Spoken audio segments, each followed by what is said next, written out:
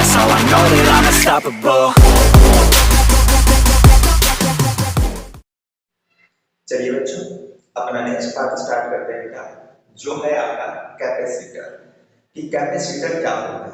तो कैपेसिटर होता है एक डिवाइस है जिसके अंदर हम एनर्जी स्टोर करके रखते हैं बेटा। क्या करते हैं? एनर्जी स्टोर करके रखते हैं और जरूरत पड़ने पे एक साथ कैपेसिटर हमें एनर्जी प्रोवाइड करता है बेटा। ठीक है, तो इसको कहते क्या है? तो ये है capacity to hold the charge. इसका काम है क्या बेटा? तो इसकी काम जो है एनर्जी को स्टोर करके रखना है, मतलब चार्ज को स्टोर करके रखना है। वही लिखा हुआ है capacity to hold the charge per unit voltage. Unit voltage में कितना चार्ज किसी भी कैपेसिटर के अंदर स्टोर हो रहा है ना? जैसे अपना मोबाइल कैमरा है बेटा, तो उसकी फ्लैश लाइट जो होता है उसको जलाने की जो औकात है बेटा, वो अपने मोबाइल बैटरी की नहीं है। क्योंकि मोबाइल की battery max to max 5 volt देता है बेटा, लेकिन आपका जो ये फ्लैश लाइट होता है उसको जलाने के लिए हायर वोल्टेज की जरूरत होती है, हायर एनर्जी की जरूरत होती है। और जैसे ही एक साथ हम उसको क्या करना पड़ता है बेटा? एक साथ एनर्जी देना पड़ता है। और जैसे ही हम मोबाइल की फ्लैश लाइट ऑन करते हैं बेटा, उसे हमें बहुत सारी एनर्जी की जरूरत पड़ती है। तो वो हम कैसे लाएंगे? तो हम यूज करते हैं बेटा कैपेसिटर। कि पहले से हम कैपेसिटर के अंदर में एनर्जी स्टोर करके रखते हैं और वो फिर एक साथ जैसे ही हम ऑन करते हैं फ्लैश लाइट, एक साथ एनर्जी देता है जिससे वो जलता है। जैसे आपका फैन चलता है, तो फैन जो चलता है बेटा, इसके अंदर आपकी जो वोल्टेज आती है उस वोल्टेज से इसके अंदर एक आर्मेचर होता है, उसमें टॉर्क लगता है। वो टॉर्क प्रोवाइड करने की इसकी औकात नहीं है बेटा ये वोल्टेज की। तो यहाँ पे क्या लगा हुआ होता है? पंखे में एक कैपेसिटर लगा हुआ होता है जो क्या करता है? पहले से एनर्जी को स्टोर करके रखता है और जैसे ही हम बटन दबाते हैं बेटा, एक साथ एनर्जी छोड़ता है, जिससे कि जिस फैन को जितनी टॉर्क की जरूरत होती है आर्मेचर को रोटेट करने के लिए, उतना एनर्जी वो प्रोवाइड कर देता है। उसके बाद एक बार अगर रोटेट हो जाता है वो, तो फिर रोटेट होता रहता है बिजली से, है ना? तो हमें जरूरत किस चीज की है बेटा? कैपेसिटर की। तो कैपेसिटर है क्या? Capacity to hold the charge. Unit voltage में कितना चार्ज होल्ड करके रखता है, वही कहलाता है आपका कैपेसिटर। और कैपेसिटेंस क्या है?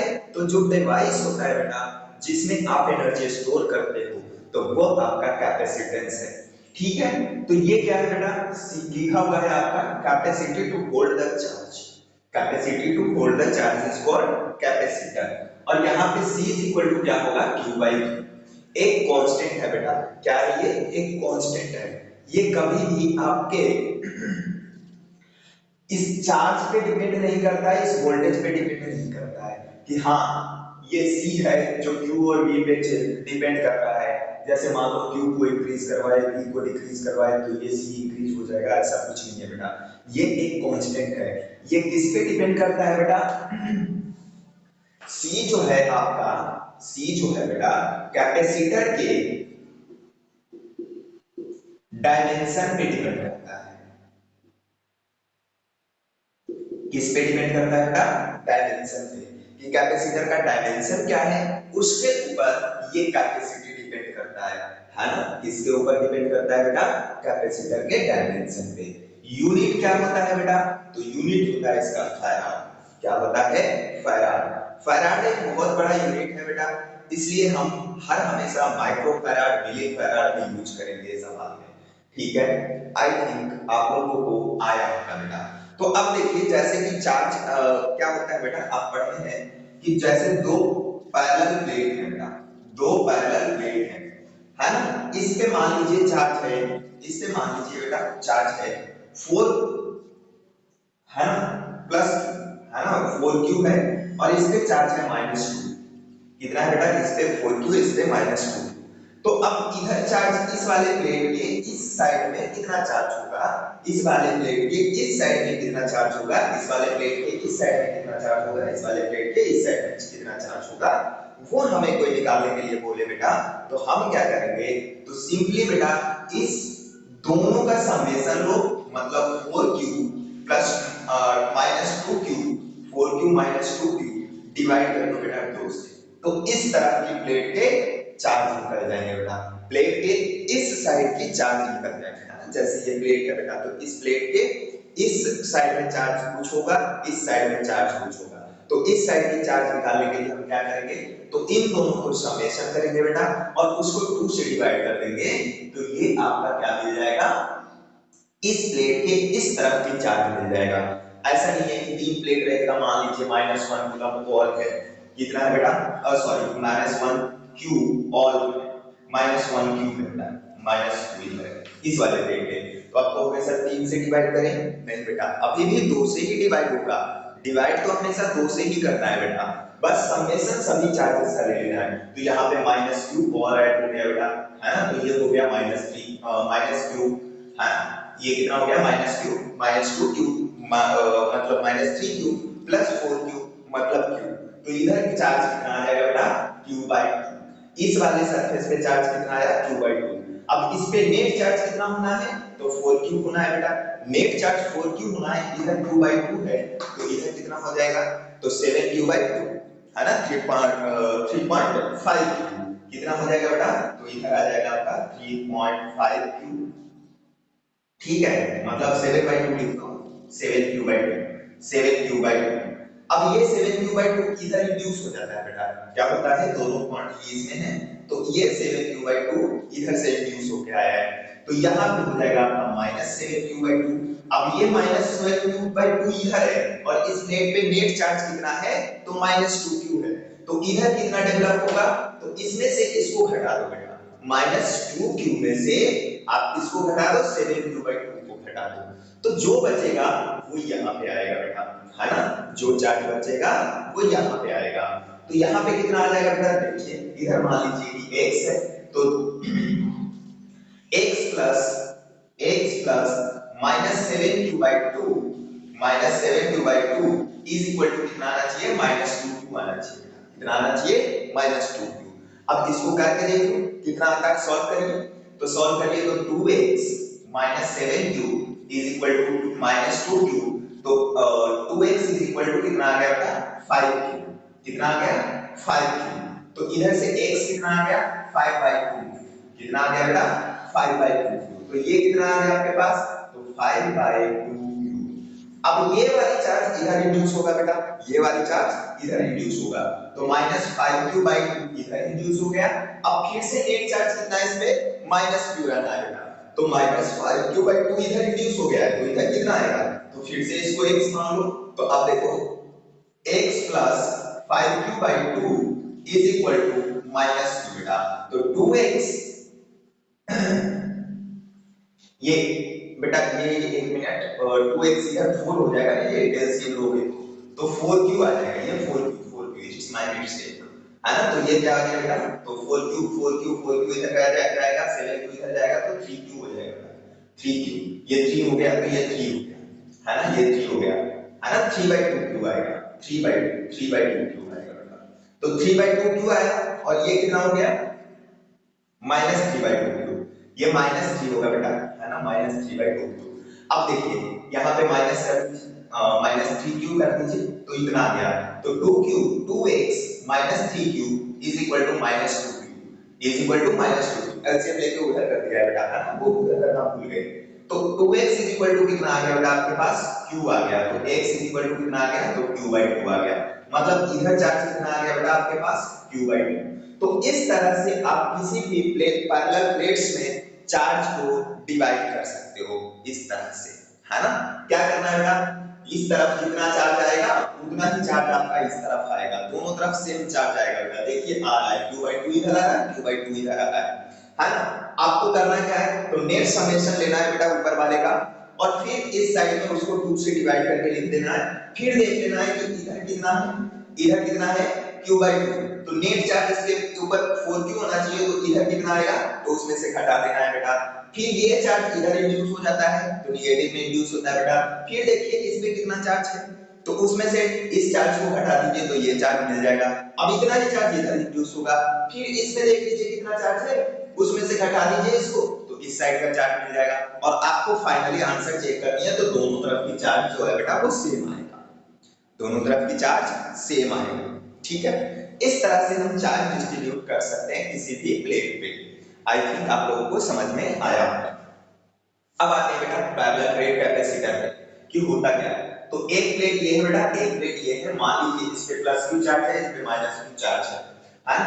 अब देखो इस वाले चार्ज के कारण, है ना, ये है बेटा ऐसे, ये प्लस क्यू है, ये माइनस क्यू है बेटा। अब इसमें इलेक्ट्रिक फील्ड आप पढ़ रखे हो, है ना, पढ़ा रखा हूं बेटा। तो आपको पता है कि दो पैरेलल प्लेट है, तो शीट के कारण, किसी भी शीट के कारण इलेक्ट्रिक फील्ड कितना होता है पॉइंट पे। तो इस पॉइंट पे इलेक्ट्रिक फील्ड कितना होगा बेटा, तो इस पॉइंट पे आपका इलेक्ट्रिक फील्ड इसके कारण इधर जाएगा, कितना बेटा, तो सिग्मा अपॉन 2 एप्सिलॉन नॉट। इस चार्ज के कारण इलेक्ट्रिक फील्ड बीच में कहां होगा बेटा, किधर होगा, तो इधर ही होगा। कितना होगा बेटा, तो ये भी होता है आपका सिग्मा अपॉन 2 एप्सिलॉन नॉट। इधर ही क्यों हुआ, क्योंकि आपका ये नेगेटिव चार्ज है बेटा, नेगेटिव चार्ज यहाँ पे पॉइंट लो, तो इसके ऊपर लगना क्या चाहिए था, ये अगर पॉजिटिव होता तो ये चार्ज प्लेट है बेटा, तो इधर की तरफ डायरेक्शन होता, लेकिन अभी क्या है नेगेटिव चार्ज है, तो उसका डायरेक्शन अपोजिट हो गया। तो सिग्मा अपॉन 2 एप्सिलॉन नॉट ये भी आया।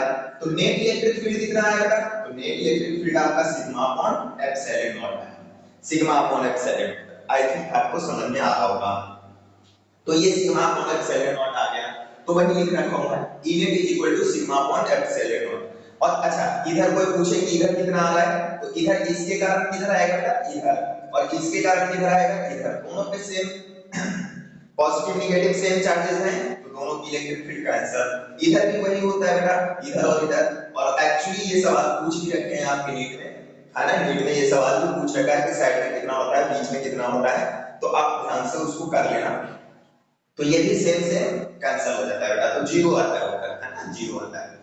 अच्छा अब मान लो इन दोनों चार्ज के बीच की जो प्लेट जो है बेटा वो सेपरेटेड है कितना से, d से। डिस्टेंस कितना है दो प्लेट के बीच में, d है। इसके बीच में v जो है बेटा वो पोटेंशियल डिफरेंस अप्लाई किया गया है, कितना, v पोटेंशियल डिफरेंस अप्लाई किया गया है।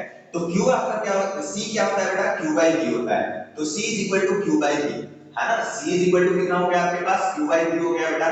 c is equal to q by v, v को क्या लिख सकते हो बेटा, तो v is equal to e into d होता है, पढ़ रखे हो आप, है ना। dv is equal to integral minus tan से इंटीग्रल e डॉट dr, वही है बेटा e डॉट d। तो e into d हो गया बेटा, है ना, v को e into d लिख दिया। अब q upon e into d क्या होता है आपका, इलेक्ट्रिक फील्ड कितना है बेटा, तो इलेक्ट्रिक फील्ड है sigma upon epsilon naught, sigma upon epsilon naught. Net electric field between these charges, है ना, प्लेट्स, तो sigma upon epsilon naught into d, ये कितना हो गया बेटा, तो क्यूब, तो क्यू रहा, upon into epsilon not, upon sigma को क्या लिख सकते हो बेटा, सिग्मा आपका क्या होता है, तो चार्ज पर यूनिट एरिया होता है बेटा, चार्ज पर यूनिट एरिया। तो q by a, q by a, और ये तो d रहा, ये रहा, तो ये d, ये सिग्मा q से q कैंसिल हो गया बेटा, तो आपके पास आ गया epsilon naught a by d। कितना आ गया बेटा, c की वैल्यू आ गया epsilon naught a by d। अगर ये एप्सिलॉन नॉट है बेटा मतलब वैक्यूम में है ना, यहाँ पे कुछ भी रखा नहीं गया है इन दोनों प्लेट के बीच में। अगर इन दोनों प्लेट के बीच में कोई डाइलेक्ट्रिक रख दे बेटा, कोई डाइलेक्ट्रिक रख दे, है ना, तो उसका और उसका डाइलेक्ट्रिक कांस्टेंट k है अगर, तो ये k से मल्टीप्लाई हो जाता है बेटा, इंक्रीज हो जाता है ना। इन अदर मीडियम लिख दो, डाइलेक्ट्रिक लिख दो, है ना, कुछ भी लिख सकते हो, डाइलेक्ट्रिक हो गया। तो ये आपके पास क्या हो गया बेटा, कैपेसिटेंस का फॉर्मूला बेटा। याद रखिएगा इस चीज को, ये बहुत ही इंपॉर्टेंट है बच्चे, ये बहुत ही इंपॉर्टेंट है। नहीं आया, आया, आ गया, ओके, तो इसको लिख लो, है ना, इसको लिख लीजिए। आगे फिर करते हैं बेटा, है ना। जैसे देखो इसके अंदर एनर्जी का फॉर्मूला आता है बेटा कि एनर्जी कितना स्टोर होगा इस कैपेसिटर के अंदर में, तो मैं उसको डिराइव नहीं कर रहा हूं सिंस ये क्रैश कोर्स है बेटा, तो मैं क्या कर रहा हूं आपको बेटा मैं यहां से डायरेक्ट फॉर्मूला लिख रहा हूं Q की, है ना। देखिए Q का जो सॉरी एनर्जी का जो फॉर्मूला होगा बेटा, अच्छा चार्ज डिस्ट्रीब्यूशन पता चल गया था ना, इधर प्लस, दोनों को प्लस करेंगे बेटा तो इधर जीरो आएगा, है ना, इन दोनों को प्लस करेंगे तो इधर भी जीरो आएगा, वही लिख रखा था मैं। चलिए क्या बेटा एनर्जी कितनी स्टोर होगी, तो इसके अंदर जो इस कैपेसिटर के अंदर एनर्जी स्टोर होती है बेटा, एनर्जी जो स्टोर होती है वो होता है half into C into V का square, half into C into V का स्क्वायर। इसको ऐसे भी लिख सकते हो बेटा, हाफ इंटू सी को क्या लिख सकते हो, क्यू बाई वी। क्या लिख सकते हो बेटा, क्यू बाई वी। सी को लिख सकते हो आप Q by V into V का स्क्वायर। तो एक भी से एक भी कैंसिल, मतलब क्या हो गया बेटा, Q into V by two Q लिख सकते हो, क्यू वी अपॉन टू भी लिख सकते हो। या फिर आप क्या लिख सकते हो बेटा, तो और भी लिख सकते हो, half into Q square by two लिख सकते हो। क्योंकि अब यहाँ पे आपने v को चेंज, c को चेंज किया, v को चेंज कर दो, तो q is equal to c into v होता है बेटा। q is equal to c into v, तो v इज इक्वल टू क्या हो जाएगा, q बाई c, है ना। क्या होता है, q बाई c। ठीक है, लिख सकते हो ना ऐसे। देखो क्या, जैसे आपका c इज इक्वल टू क्या होता है बेटा, q बाई v होता है ना। तो v इज इक्वल टू क्या हो जाएगा, q बाई c हो जाएगा, है ना, वही लिखा हुआ है। तो इससे v की जगह पे लिख दीजिए q अपॉन c इसका होल स्क्वायर बेटा। तो ये क्या बच गया आपके पास, तो half into c into Q square upon 2 c, Q square upon c square. तो एक c से एक c कैंसिल, तो ये क्या आ गया बेटा, दूसरा फॉर्मूला आपके पास क्यू स्क्वायर अपॉन 2c। कितना आ गया बेटा, क्यू स्क्वायर अपॉन 2c। तो एनर्जी जो स्टोर हुआ बेटा वो कितना कितना हुआ, लिख दीजिए यहाँ पे। तो हाफ सी वी स्क्वायर या फिर क्यू बी अपॉन 2 या फिर क्या बेटा, Q square upon 2c, Q square upon 2c। तो ये एनर्जी स्टोर्ड का फॉर्मूला है बेटा, क्या है, energy stored in any capacitor. ठीक है, अब आता है एक आपको पूछा जाता है बेटा एनर्जी डेंसिटी। क्या पूछा जाता है, एनर्जी डेंसिटी। एनर्जी डेंसिटी क्या होता है बेटा, तो एनर्जी, एनर्जी अपॉन क्या बेटा, वॉल्यूम। क्या, वॉल्यूम। तो ये हो गया आपके पास एनर्जी डेंसिटी। क्या होगा बेटा, एनर्जी डेंसिटी। आया नहीं आया। अब देखिए एनर्जी कितना निकालेंगे बेटा, तो एनर्जी, एनर्जी E लिख लो, E upon V is equal to ED बेटा, ED। तो E अपॉन V को क्या लिख सकते हो बेटा, तो इसको निकाल सकते हैं हम, मैं डायरेक्ट लिख रहा हूं बेटा कि ED इज इक्वल टू क्या होता है आपके पास, half into epsilon naught into electric field का स्क्वायर। ये बेटा आपको याद रखना है, ये मोस्ट इंपॉर्टेंट फॉर्मूला है बेटा। आप इसको डिराइव कर सकते हो, आप कमेंट करोगे मैं डिराइव करके दे दूंगा बेटा, है ना। ऐसे आपको ये क्रैश कोर्स में डिराइव नहीं करवाते हैं हम। ठीक है, याद रखिए बेटा, नीट में ये पूछ रखा है कि energy density in a capacitor क्या होता है, तो वो होता है half into epsilon naught into E का square. Energy density in inductor, inductor के अंदर में कितना होता है बेटा, तो वो भी आएगा आपका, वहां पे कुछ नहीं बल्कि half into mu naught, half upon mu naught, मतलब 1 upon 2 mu naught into B का स्क्वायर आता है बेटा, मतलब बी का स्क्वायर अपॉन 2 म्यू नॉट आता है ना। वहां पे epsilon not 1 upon mu not लिखते हैं बेटा, उसको समझने के लिए, ऐसे होता नहीं है, वो समझने के लिए लिखते हैं, याद रखने का तरीका बनाते हैं, तो है ना। चलिए इसको लिख लो बेटा पूरा पूरा लिख लीजिए, इस पे सवाल करते हैं बच्चे। चलिए बेटा लिखिए होंगे आप लोग। ये बेटा अब है कि दो सवाल है बेटा आपके पास, और दोनों जेई में पूछा हुआ सवाल है ना। नीट में भी ऐसे सवाल पूछते हैं बेटा, जेई में पूछा हुआ है, वो मैंने उठा लिया है। दोनों 2018-19 के सवाल हैं। तो देखिए सबसे पहले सवाल में क्या है, आप लोग पढ़ के एक बार ट्राई कीजिए इसे, है ना, खुद ही ट्राई करने की कोशिश कीजिए बेटा, उसके बाद मैं बताता हूँ। चलिए आप लोग स्क्रीन पॉज कीजिए, करिए, कर लिए होंगे। चलिए अब देखिए मैं करता हूँ बेटा। A parallel plate capacitor has 1 microfarad capacitance. One of its two plates is given plus 4 microcoulomb charge and other plate plus 2 microcoulomb charge. The potential difference developed across the capacitor is. Potential difference कितना develop होगा बेटा, जैसे आपके पास ये एक क्या दिया हुआ है बेटा, पैरेलल प्लेट कैपेसिटर है। इसके देखिए इसकी जो कैपेसिटी है बेटा, कैपेसिटी कितना दे दिया है, 1 माइक्रोफैराड। कितना है बच्चे, 1 माइक्रोफैराड इसका सी दिया हुआ है। इस पे चार्ज कितना दिया हुआ है बेटा, तो प्लस 4q माइक्रोकूलम यहाँ है, 4 माइक्रोकूलम यहाँ है बेटा, और 2 माइक्रोकूलम यहाँ पे है, 2 माइक्रोकूलम यहाँ पे है। तो अब नेट चार्ज कितना होगा, नेट चार्ज कितना इसमें अंदर फ्लो होगा बेटा, तो देखिए इसमें से क्या होगा बेटा, 2 माइक्रोकूलम यहाँ पे है, 4 माइक्रोकूलम यहाँ पे है। जब ये चार्ज होगा तो इसमें से कितनी चार्ज फ्लो होंगे बेटा?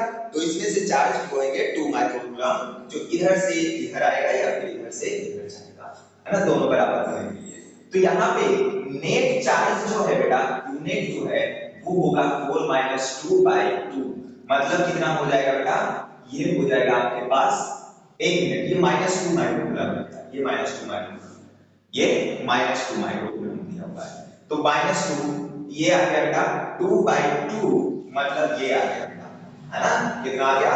1 आ गया। तो Q net is equal to कितना आ गया आपके पास? तो 1 माइक्रोकूलम चार्ज आ गया बेटा।